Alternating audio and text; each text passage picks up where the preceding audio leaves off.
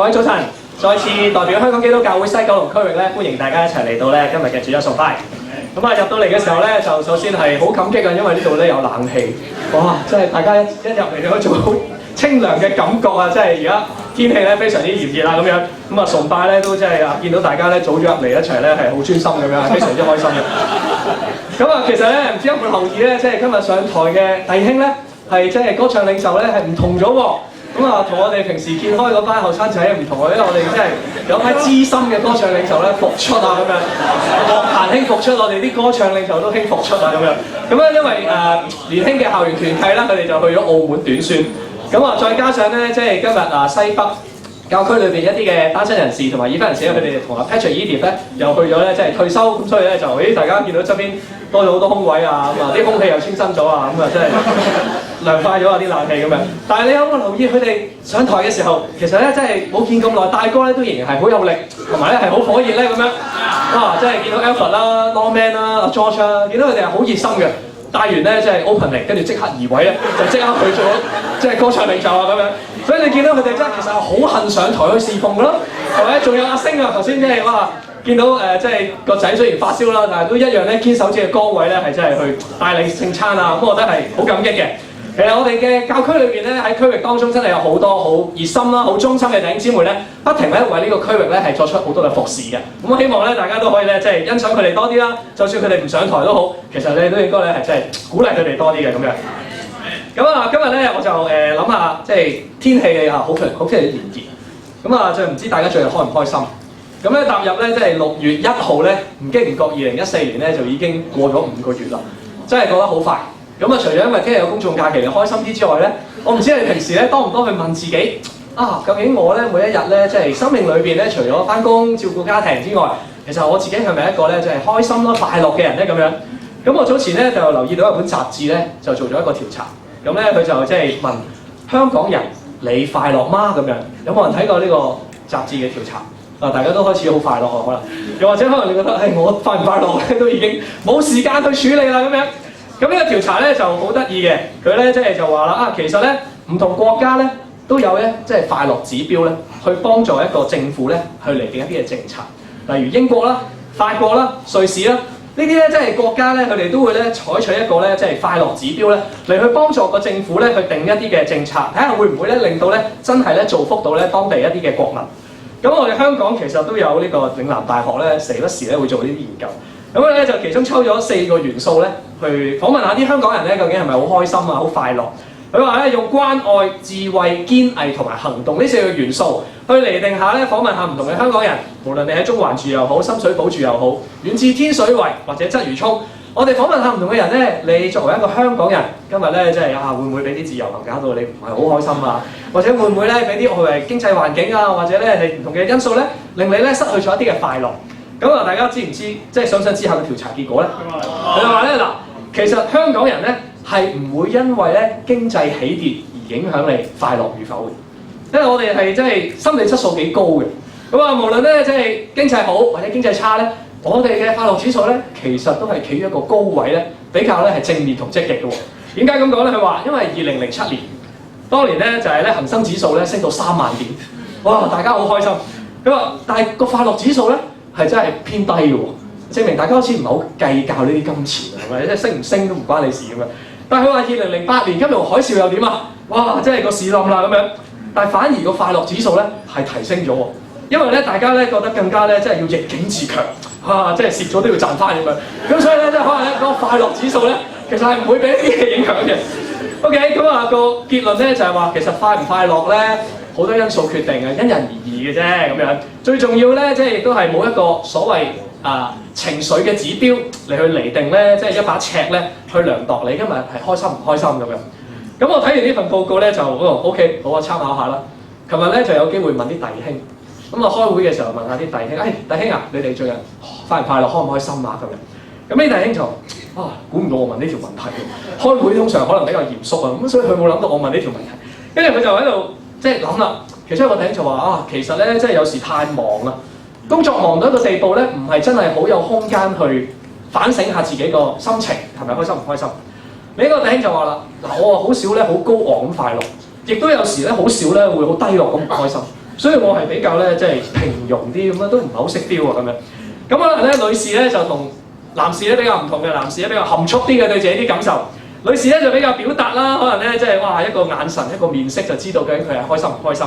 咁呢樣嘢咧即係男士咧就要學習下點樣同女性溝通啦。但係今日唔係同大家討論下快樂呢個哲學性問題，我純粹喺度好簡單問下大家，今日你開唔開心咧咁樣？如果你誠實啲、坦白啲問下你自己條問題咧，對你自己咧都係好嘅，因為每一個人咧都會有情緒高低嘅時候。如果你能夠維持到你自己嗰個心理質素，知道自己究竟嗰刻係咪真係時刻處於一個快樂嘅狀態咧，你對人又會多啲寬容啦，你對人咧亦都會有多啲包容啦。咁所以咧呢個調查咧，我純粹係想同大家去分享下。但係我知道咧，今日大家咁熱嚟到咧，唔係淨係想咧即係坐低涼冷氣。你嚟到作為一個朋友或者弟兄姊妹翻得嚟咁早，30幾度高溫，應該都會好渴望咧，生命揾到更加多嘅正能量咧，去令你每一日過一個更加積極快樂嘅人生。所以我今日講到嘅題目叫做快樂的泉源。有聖經嘅請大家打開《使徒行傳》第8章。今日我哋一齊睇下一個人，佢點樣咧？因為認識神，佢咧有一種持續不斷嘅快樂，從而咧佢咧好開心咧去面對佢人生唔同嘅挑戰。我哋一齊咧去睇下咧《使徒行傳》第8章第26節，聖經咧喺呢度咁樣記載。準備好未？嚟咯喎！佢話有主的一個使者對腓利說：起來向南走，往那從耶路撒冷下迦薩的路上去。那路是曠野。腓利就起身去了。不料有一個埃提亞伯人，是個有大權的太監，在埃提亞伯女王干大基手下總管銀庫。他上耶路撒冷禮拜去了，現在回來，在車上坐着，念先知以賽亞的書。聖靈對腓利說：你去貼近那車走。腓利就跑到太監那裏，聽見他念先知以賽亞的書，便問他說：你所念的，你明白嗎？他說：沒有人指教我，怎能明白呢？於是請腓利上車，與他同坐。他所念的那段經說：他像羊被牽到宰殺之地，又像羊羔在剪毛的人手下無聲。他也是這樣不開口。他卑微的時候，人不按公義審判他。誰能述說他的世代？因為他的生命從地上奪去。太監對腓利說：請問先知說這話是指着誰呢？是指着自己呢？是指着別人呢？腓利就開口從這經上起，對他傳講耶穌。二人正往前走，到了有水的地方，太監說：看啊，這裏有水，我受洗有什麼妨礙呢？於是吩咐車站住，腓利和太監二人同下水裏去。腓利就給他施洗，從水裏上來。主的靈把腓利提了去，太監也不再見他了，就歡歡喜喜地走路。好啦，咁呢段經文咧就即係大家應該比較係熟悉㗎。其實咧呢度咧就講咗一個基督徒叫做腓利，然後佢遇上咗一個嘅太監，係一個咧有權有勢嘅，哇！即係管錢嘅財政司嚟嘅咁樣。然後腓利咧就俾聖靈咧去驅使咧，話：你上呢架車啦，咁咧你追到佢嘅，放心啦，呢架唔係跑車，呢架係一架馬車嚟嘅啫，你應該咧夠快嘅咁樣。到佢追到之後咧，就同佢傳福音。然之後咧，太監就藉住聖經明白耶穌，受洗成為基督徒。今日咧同大家去睇呢段咧，真係好耳熟能詳嘅經文。相信作為基督徒嘅你，一返教會第一次同人查經，你一定會記得呢一段就係尋找神嘅經文。對好多人嚟講咧，你去重新體會呢段經文嘅時候，即使做咗幾多年基督徒都好，我希望咧你用心咧再去諗下，呢段唔係淨係你由一個未信神嘅人返教會先啱你睇嘅一段經文，係一段聖經裏邊記載呢一個太監佢係歡歡喜喜地，因為認識咗神，從而佢可以咧改變人生，歷久常新嘅一段經文。今日咧我唔知道咧，即係大家返到教會其實已經好似呢個太監咁樣係非常熱心、非常好，無論天氣幾熱，無論打風落雨，其實你都係風雨不改返崇拜。但係好挑戰嘅就係、其實呢個太監佢完咗崇拜咧，佢繼續係去睇聖經。今日你完咗崇拜，你有幾可會再打翻開本聖經？其實你真係去咀嚼當中嘅話語。好多時候我哋完咗崇拜，我哋梗係諗去邊度食飯啦，唔好去新劇啦，因為新劇今日裝修喎。咁去舊劇啦，喂舊劇都唔好喎，舊劇成日食喎。你唔使諗咧，一完咗崇拜，你第一時間諗就梗係咧，即係搞掂啲仔女啊，然後咧就翻屋企咧避暑啦咁樣。但係呢個太監咧，佢係喺度回程都繼續讀神嘅話語。你見到佢返教會唔係淨係坐低在意嗰1-2個鐘頭敬拜神，而係佢在乎嘅係往後嘅日子佢點樣去咀嚼神今日嘅話語喺佢生命點樣去應用。所以我今日好相信咧，呢一個太監佢嘅生命例子話俾我哋知道，對神嘅話語呢一份嘅熱心，其實係可以歷久常新嘅。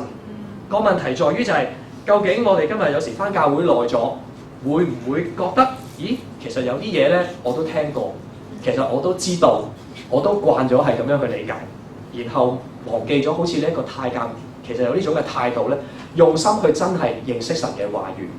因為我見到嚟到嘅朋友，比起1個月之前咧，其實係越嚟越多。喺藉住2次嘅人生季節崇拜之後咧，我見到有好多嘅朋友，我非常之歡迎你嚟到同我哋一班弟兄姊妹一齊去認識神嘅話語。但係我想話，認識神唔係只係在於崇拜嗰2個鐘頭你嚟到敬拜，更加在於嘅係當中你有冇用心去讀神嘅話語。而咧即係基督徒，其實睇呢段經文有冇一個嘅提醒咧，就係原來除咗返崇拜之外咧，神好在意我哋離開崇拜之後，你點樣看待佢嘅話語嘅反應？原來可能我哋1個禮拜裏邊只係有1日嘅2個鐘頭去敬拜神，但係往後嗰星期1至星期6，其實神係察看緊我哋點樣看待佢嘅話語。呢一份嘅態度，神似乎咧更加咧想我哋咧去捉得緊。所以今日咧，我相信咧呢一個太監咧，佢之所以能夠歡歡喜喜咁走路，一定喺當中有一啲好屬靈嘅態度係值得我哋去學習。今日咧同大家咧去探討下，去問咧腓利咧3個嘅問題。第一點，佢話冇人指教我，怎能明白神？冇人教我哋點樣可以學識神嘅話語咧？當咧我哋即係人咧喺長大嘅時候咧，其實我哋咧一定會返學讀書。但係隨住你讀完中學，隨住你讀完大學之後，其實你開始唔會再有機會咧，有人學你教你嘢，有人走你捉住你隻手咧去問你，喂，你識唔識呢啲嘢？你會發覺好多嘢喺人生係要自己去摸索，自己去跌跌碰碰，冇人教我嘅人生點樣可以能夠明白生命。喺你嘅工作上，會唔會咧做嘢耐咗，成日喺度諗緊呢份工係咪啱我嘅咧？呢份工咧我都做咗一段時間，其實係咪真係發揮緊我嘅長處？係咪真係令到我咧真係可以咧做得越嚟越開心？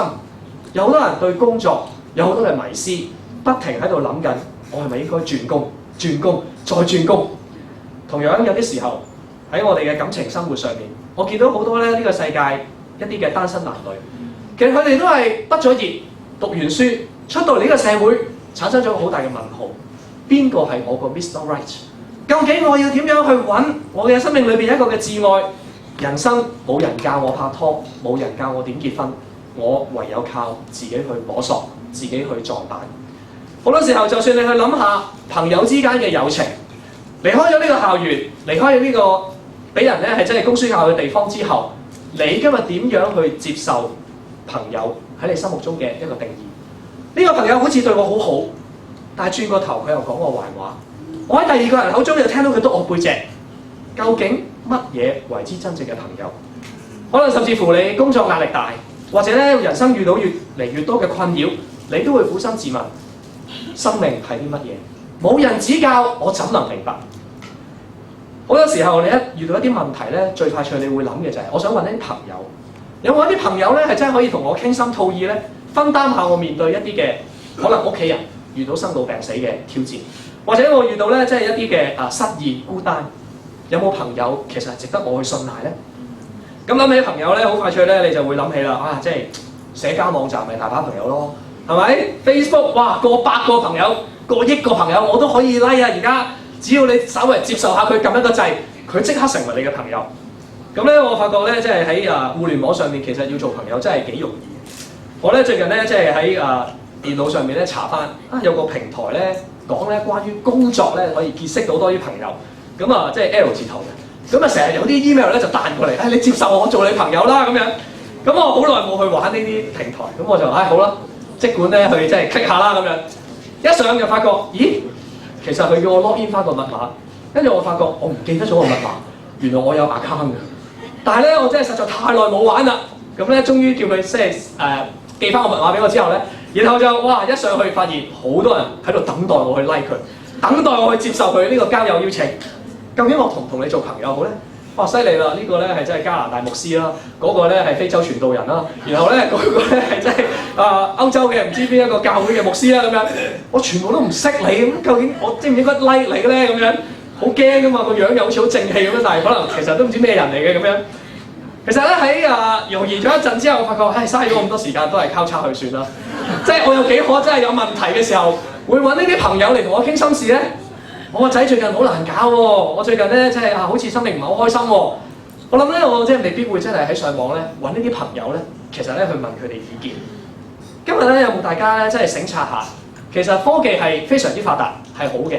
你中意同朋友互相咧即係更新你啲資料咧，隨時咧將張相擺上去就做到。但係有冇時候問下你自己一個問題？呢啲嘅朋友係咪真係你解答生命當中一啲孤單失意、做到你支援嘅朋友？定係有時有一個嘅盲點，甚至乎一個危機就係、其實你以為你有好多朋友，結果當有一日喺你最唔開心、人生最低落嘅時候，你發覺原來你係冇朋友可以咧同你去傾訴。早前咧即係台灣有一間好嚇人嘅新聞咧，就係、有個大學生，有個年輕人。佢咧喺地鐵裏邊咧揸把刀咧斬傷好多個乘客。當時睇完呢單新聞之後，我都好震撼。會唔會有一日喺香港都發生呢單嘢？咁我會點反應咧？如果我喺地鐵拖住兩個仔，哇有個癲佬咁樣揸住把刀咁樣，即係我睇嚟係咪要帶定把遮出街咧？同佢死過咁樣。但係調查裏面話，呢一個嘅年輕人，其實佢除咗咧即係係宅男，成日匿喺屋企之外，佢喺網上邊都係一個社交非常之活躍嘅人。佢有好多嘅網上朋友，但係呢啲網上朋友係咪真係可以解佢心裏邊嘅一個鬱結，甚至乎咧情緒有問題嘅即係狀態咧？好多時我哋都要問真自己，人生當中究竟我隨住年齡長大，我所識嘅朋友，我所交嘅朋友係咪越嚟越真心，越嚟越有質素？今日我想問下在座每一位弟兄姊妹同埋朋友，你生命裏邊要定義乜嘢係人生裏邊一啲可以幫到你嘅朋友？你會諗起有幾多個嘅對象？聖經裏邊喺箴言第17章講到，佢話朋友係乜嘢？朋友乃時常親愛，弟兄係為患難而生。朋友唔係淨係網上 update 資訊，更新下大家啲消息，八卦下對方啲資訊咁簡單，而係我哋會出嚟時常關愛，時常咧係真係咧傾心吐意去慰問，唔係淨係寒暄天氣，唔係淨係交換意見睇法，而係將你內心裏邊最真實嘅一啲感受，願意咧好有安全感去分享。我諗起咧啱啱返教會嘅時候，啲弟兄點樣教我去同佢做朋友，係 one on one 出嚟 spend time， 約見面，然後一齊咧互相認識對方。我當時記得哇，啲弟兄佢同我分享佢自己嘅屋企，佢爸爸媽媽咧係即係做報紙反嘅，每一日咧要去做好多生意，佢要幫手。我心裏邊會諗，其實呢個家境你唔需要同我去講啊，但係點解你咁信任我？你唔介意我點睇？你同我分享你嘅屋企，從而我開始明白到喺神嘅國當中，弟兄嘅關係係非常之有質素、有深度。有冇一啲時間，因為我哋懶咗、忙咗，其實唔想約對方出嚟見面，然後我哋覺得生命都俾呢個世界價值觀影響，就係朋友啊，網上見啦，朋友啊，得閒咧即係我哋 update 下喺 Facebook 度咧，即係交換下資訊就算啦。我想咧非常之鼓勵大家，亦都咧去即係重新咧令大家你去反思一下，今日你對友情其實有冇呢份嘅質素同埋深度？我欣賞咧校園嘅弟兄姊妹，佢哋呢個暑假咧已經咧係真係出動啦。佢哋唔見咗佢哋，因為佢哋咧唔係去咗避暑，佢哋係去咗澳門咧參加短宣，而當中亦都有一啲嘅在職人士，佢哋請咗一啲嘅假期，係去到探訪咧澳門教會嘅弟兄姊妹。今日我見到佢哋唔係淨係網上面做朋友咁簡單，而係咧身體力行，願意同對方見面，一齊咧彼此去關愛，彼此去激勵。年輕嘅時候，我好記得呢啲嘅片段。完咗崇拜，同啲弟兄走埋一齊咧，我哋去海邊咧游水，玩鋤大 D， 跟住咧輸咗個咧就跑去個浮台嗰度，跟住咧就咧跳海咁樣，好開心，哇！好難忘嘅片段咁樣。其實真係咩方法都用盡，為嘅就係做啲好難忘嘅回憶。今日咧年輕嘅一代咧，我唔知你咧仲中唔中意享唔享受 spend time。其實有啲時候你唔珍惜呢啲機會，你結咗婚，你有小朋友，你一定會後悔，因為你有時間，其實你都做唔到。我想咧真係去鼓勵你、挑戰你，捉緊翻咧今日朋友一個有質素嘅定義。但係你話我已經真係仔大女大啦，哇！即係啲小朋友咧倒瀉籮蟹，我搞唔掂咁多嘢喎，點約啊？我都可以鼓勵你，其實咧係可以約到嘅。早前咧我同即係香港大學團契一個嘅弟兄啦，阿 Chris 啦，同埋佢太太莎莎啦，一齊咧喺即係 WhatsApp 度咧溝通下大家啲近況。跟住阿莎莎咧，佢就講開話爸爸咧，即係最近因為身體咧唔係咁舒服咧，就搬咗入去錦田。咁嗰度咧冇弟兄姊妹去認識佢，但係佢都開始思考緊生命，可唔可以多啲弟兄姊妹咧去探下佢爸爸媽媽咁樣？咁我話哇，錦田喺邊㗎？其實喺屯門站隔離咯。咁咧就有一日咧，我話好啦，我哋咧即係帶埋啲小朋友啦。嗱，你又有2個女，我又有2個仔，咁一齊完咗崇拜咧，就入去錦田咧，即係探下你屋企人啦咁樣。咁咧其實真係好開心，哇！真係咁大個仔第一次入錦田，哇！可能好多人你都未去過錦田啊。咁咧去到先發覺，其實真係大家咧喺嗰個屋企啦，或者一啲農田附近啦，其實真係有個好享受嘅時間，一齊咧互相咧交流、互相激勵。由下晝2點，哇！跟住食埋飯，到8點，星期日咁樣就奉獻咗出嚟啦咁樣。但係其實係好開心嘅事情，佢又幫我睇住啲仔，我又幫佢睇住啲女，大家咧真係輕散下咁樣。我想鼓勵你，其實友情係可以不停去更新同埋去建立嘅，在乎嘅係你今日有冇咧喺生命裏邊，俾聖經裏邊神嘅話語去提醒翻你。我知道好多時候我哋咧真係都會有好多嘅情況，覺得呢啲嘢其實唔需要翻教會都識啦，使咩人教啊？其實呢個太監佢本身做咩職位㗎？佢本身係高官嚟嘅，佢本身係有錢佬嚟嘅。你問佢識唔識聖經，有冇認識過耶穌？佢可以大條道理。其實我細個已經翻過教會啦。呢啲祈禱嘅故事我已經聽過啦。肥利你3唔識7走埋嚟想黐我啲即係咩着數啊咁樣。佢講呢句説話，冇人指教我怎能明白？唔係咧將個責任去推卸。冇人教我，鬼識啊！佢係反而咧邀請身邊嘅肥利，冇人咧佢真係教導我，我真係冇可能會明白。佢係一種好謙虛嘅態度，願意俾身邊嘅人俾意見，同埋咧作出指導。有幾多時候今日我哋係扮緊以為自己識好多嘢咧？其實有啲時候我哋自己都呃緊自己喎。咁咧我就喺即係手機上面咧就轉咗幾年咧，就用咗一種水果牌子咧，就做電腦同埋咧手機都好多人係咁啊幫襯呢隻即係水果噶啦咁樣。咁咧但係有一日咧，我發覺死啦，我部電腦壞咗。咁咧我就真係發現咧，真係要拎去整㗎。咁好好嘅呢個水果品牌咧，就有啲 genius 嘅地方咧，你可以請教佢。咁哇有啲天才啊！你直情可以約佢咧有一個時間咧，係真係請教佢好多嘢。咁部機壞咗，你真係低低地都要掛一鋪啊！真係揾呢啲天才啦咁樣。我唔知你有冇試過揾呢啲天才咧，去真係請教下。請教完佢話：其實先生你部機有保養嘅，所以咧你個火牛壞咗咧，我送嗰個俾你。哇 OK 喎，唔錯服務喎，咁多年即係先發現原來我壞咗隨時可以㗎咁樣。啲貨14日之後壞咗又有得即係原銀奉還㗎咁樣。咁咧最特別嘅就係問開咧，就問下佢啲基本唔識嘅嘢，就一次過問晒佢。哇，其實我啲相咧有時咧抄咗落部電腦度咧，左抄右抄咧，部機冇晒記憶啊，即係好慢啊，點算啊？其實你唔記得撳備份呢個掣啫，咁簡單唔係啊嘛？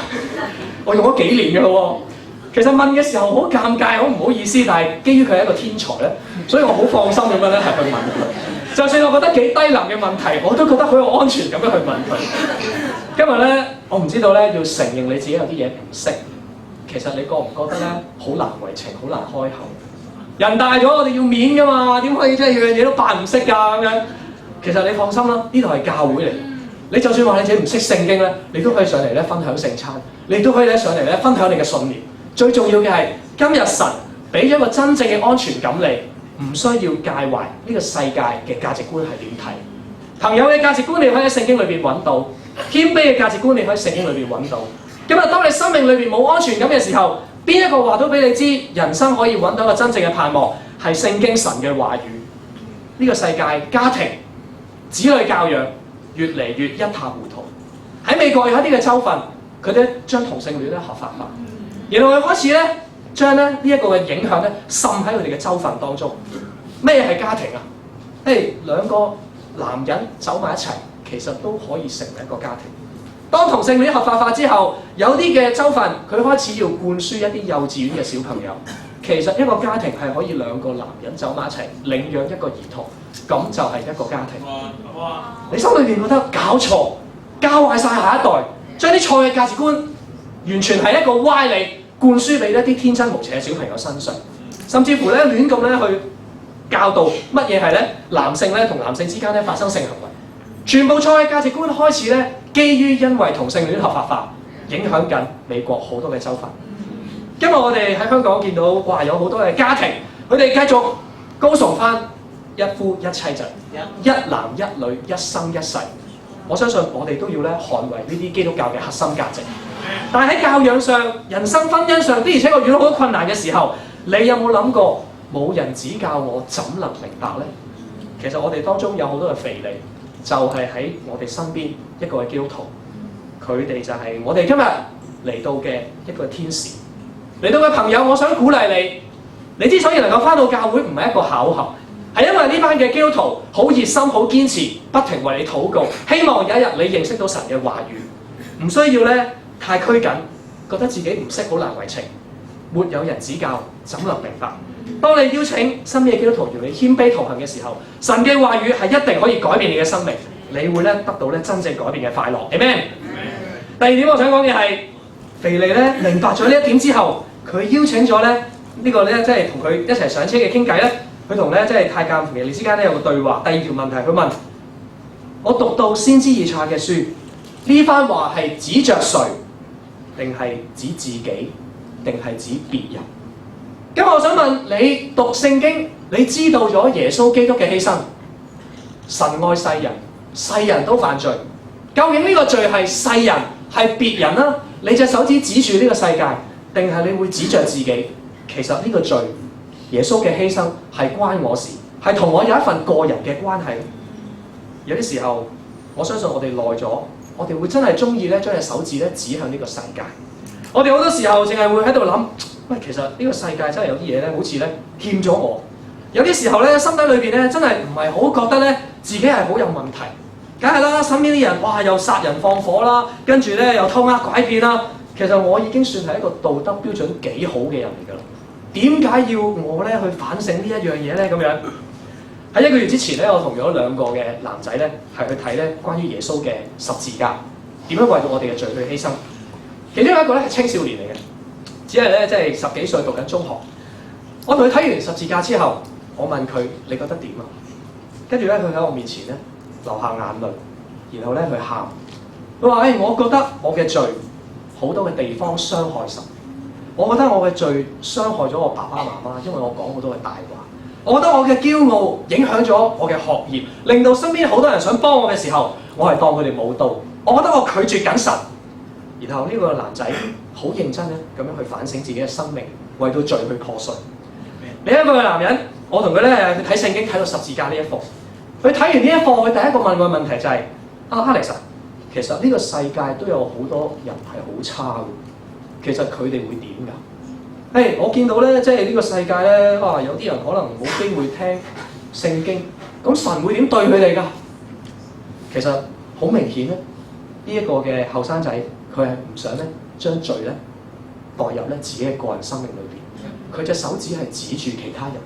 佢睇聖經嘅時候，會覺得神所講嘅、神教嘅嘢，我作為一個參考就可以啦。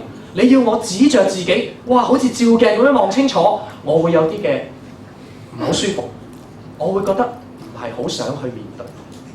結果1個月之後，第一個男仔佢受浸成為基督徒，第二個男仔佢冇再返教會，然後喺網上面繼續喺度宣泄佢好多好負面嘅情緒，控訴呢個世界好多嘅不滿，覺得呢個世界欠咗佢一樣。第一個嘅男仔佢之所以受浸，我覺得哇，真係因為佢生命裏邊將罪係指着自己。我好開心呢個男仔咧，佢叫子琪。佢係我哋教會咧嘅其中一對好認識好深嘅弟兄姊妹 Ella 小玲嘅仔。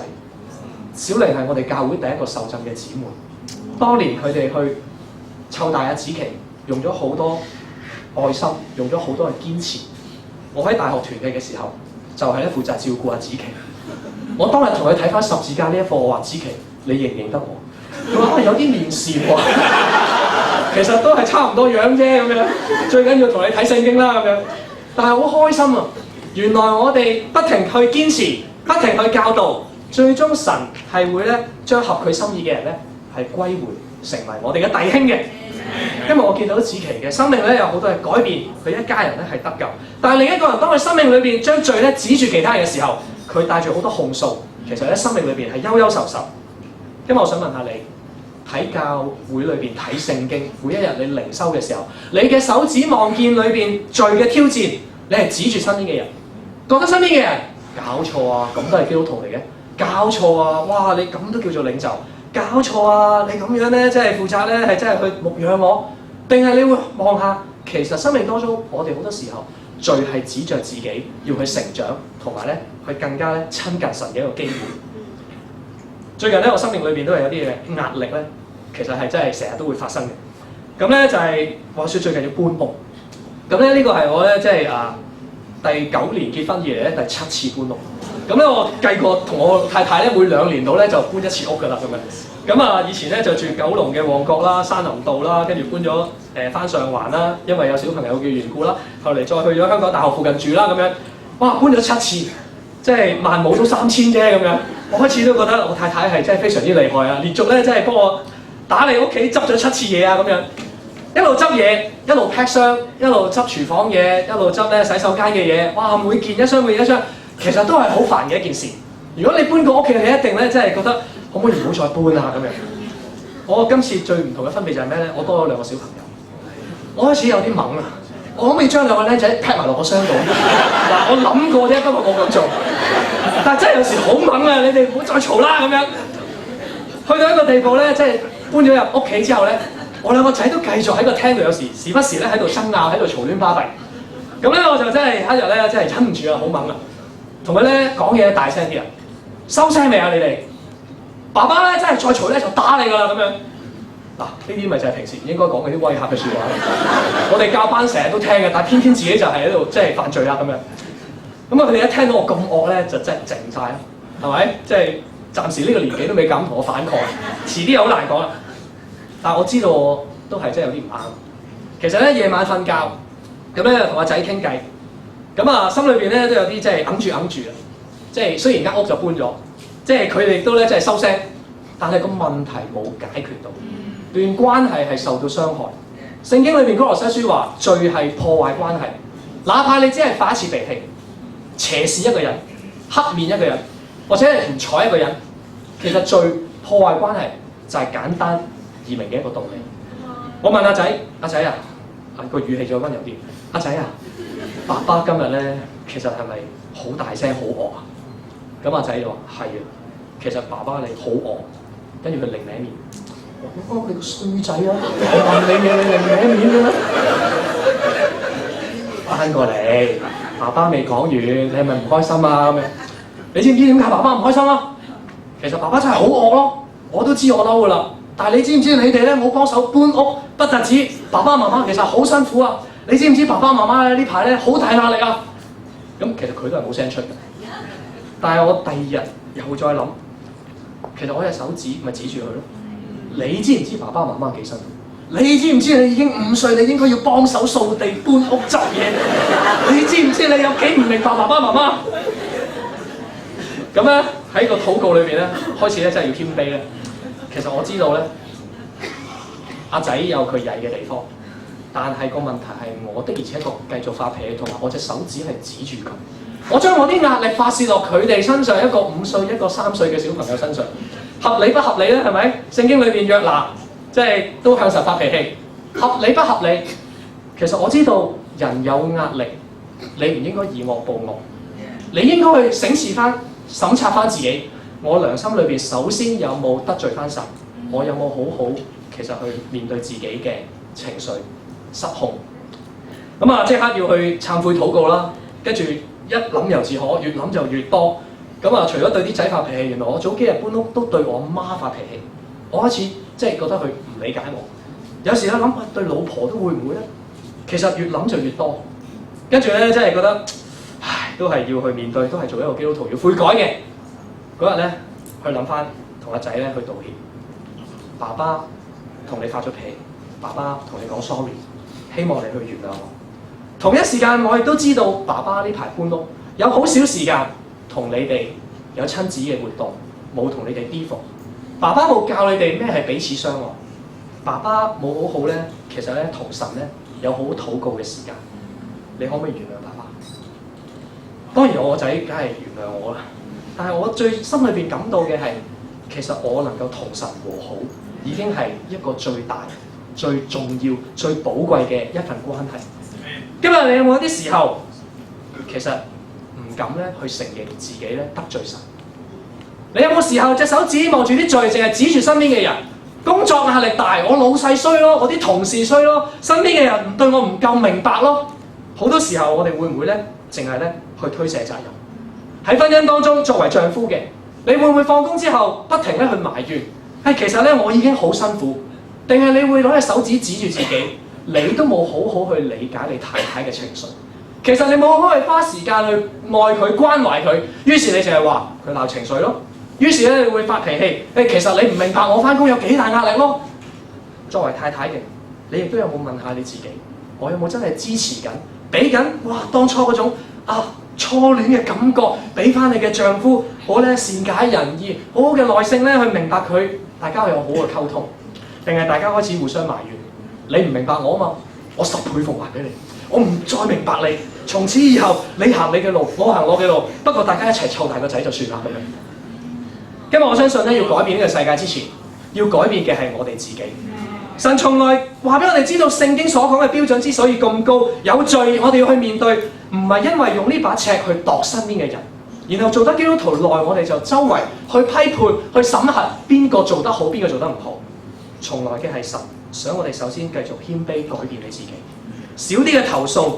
當你每一日去改變你自己嘅時候，將啲手指一隻一隻收埋，唔好再指住人，淨係望住自己嘅時候，呢個世界會變得更加美好。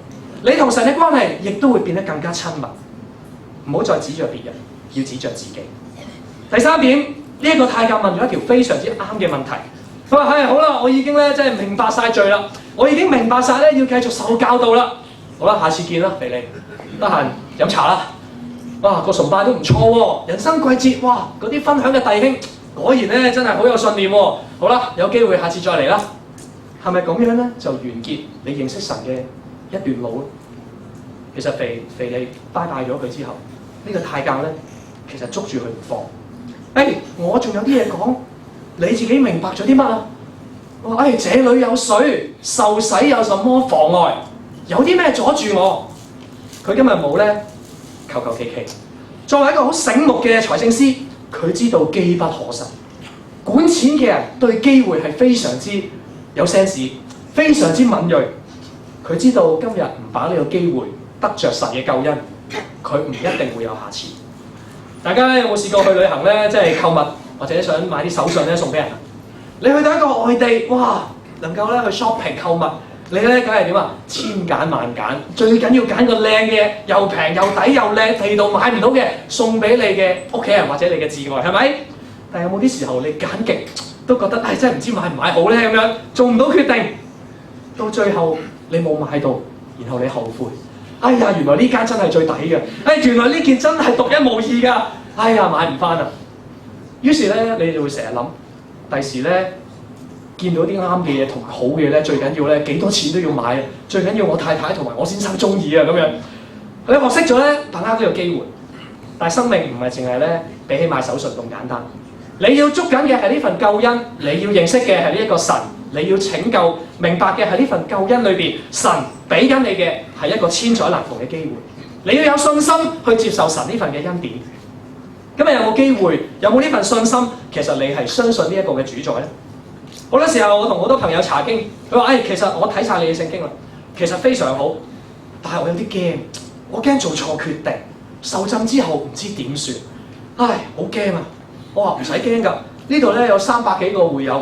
其實咧，即係就算錯咗，冇蝕底嘅喎。你見佢哋個個正當職業啊，有家庭啊，其實唔會錯喎。你就算錯咗，你咪走咯。但係你而家唔受浸，你最後一定會後悔，因為你失去咗神嘅恩典。咁佢最後諗下，又好似係喎。不過我都有啲嘢諗緊。算吧啦，你不如真係唔好翻啦咁樣。其實我相信咧，人生裏邊總有好多決定咧，其實你係要去做。但係最終你有冇一個決定係可以根據聖經裏邊嘅明白同埋教導而俾到你呢一份嘅信心，你可以堅定不移。喺咧香港大學團契咧，認識咗一個男仔叫 Toby。咁 Toby 咧去翻教會咧係因為佢嘅牙科同學咧 Andy 嘅緣故而翻教會。咁啊 Toby 咧本身你知道，認識佢咧就知道佢係一個好叻仔嘅人啦，讀得香港大學牙科係咪？應該都識唱歌㗎啦，係咪啊？遲啲可能出碟㗎啦咁樣。如果個個都覺得讀牙科啊就識出碟啊，又靚仔啊咁樣。但係佢話：我唔係淨係中意啲嘢，我個人比較運動型，我健碩啲嘅。你見佢真係幾大隻嘅喎，佢玩棒球，哇幾有型！人哋又玩足球、玩籃球，即係佢又玩棒球。咁啊，自中學開始咧就已經咧即係玩啊咁啊，亦都咧加入咗咧學校一個男子嘅宿舍，希望咧建立多啲兄弟情。喺大學生活裏邊咧有多啲嘅即係 teamwork 團隊精神咁樣。但係好可惜 ，Toby 話我住咗1年之後，其實我唔覺得咧呢個宿舍咧真係有咁多嘅友情。有啲時候甚至乎因為學業嘅緣故咧，我俾人額外多時間咧係要讀書，參加唔到啲活動，啲人俾好多嘅面色，俾好多嘅壓力我，甚至乎咧排斥我。跟住話你間科又話有兄弟情嘅，你個宿舍唔係標榜呢樣嘢嘅咩？冇搞錯啊咁樣。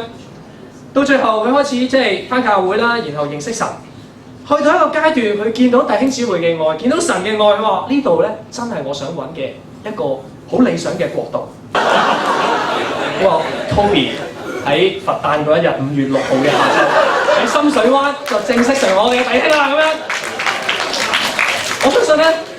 一個靈魂嘅悔改係好多嘅堅持，弟兄姊妹好多嘅禱告同埋愛，唔係任何一個人做到啲乜。但係我相信阿 Toby 佢明白到呢份救恩嘅急切性，佢亦都明白罪對佢生命裏邊其實最困擾嘅係同神之間產生咗一道隔膜，一道嘅牆，佢係需要咧係去打破呢道牆。今日我唔知道咧，生命當中仲有幾多嘅困難咧係困擾緊咧唔同嘅人，但係我希望咧 Toby 嘅生命鼓勵到你，佢而家會成為一個人。就算咧喺屋企咧好驚咧做錯事都好，佢夠膽咧煮飯咧服侍佢爸爸媽媽。就算佢幾驚咧係真係唔同嘅人點睇都好，佢喺宿舍裏邊會買啲零食，關心咧考緊試嘅朋友。呢、這個就係 Toby 歡歡喜喜嘅生命改變見證。我咧希望咧鼓勵到你，因為香港人你快樂嗎？其實快樂唔係淨係在於你受浸嗰刻咧，我受洗成為一個基督徒，係在於你每一日有冇學似呢個太監一樣，沒有人指教怎能明白？你係用一種謙卑嘅態度去讀聖經。其實今日我哋做咗幾多年基督徒都好，你有冇持之以恆愛神嘅話語？我好欣賞咧，即係 Youth and Family 裏面嘅教區咧，去提倡我哋一齊有個2年讀經計劃。喺我鼓勵同埋挑戰底下，校園大部分嘅學生終於參加咗啦。佢哋由開頭有啲保持距離，到咧即係最後哇，即係見到我都參加喎，你夠膽唔參加咁樣？俾少少咧壓力佢，做咗幾多年基督徒都好，你要愛神嘅話語係歷久常新嘅一個堅持。我哋有冇繼續今日謙卑咧？覺得自己咧未認識聖經，未認識透徹。我哋有冇咧即係修補同神呢份關係，在於用聖經裏邊所講嘅態度。耶穌係為我嘅個人生命嘅罪付上代價，唔好再手指指住其他人。今日咧，我哋都要做一個決定，就係願意活出聖經裏邊嘅教導，你會得著一個真正喜樂豐盛嘅人生。願神祝福佢話語。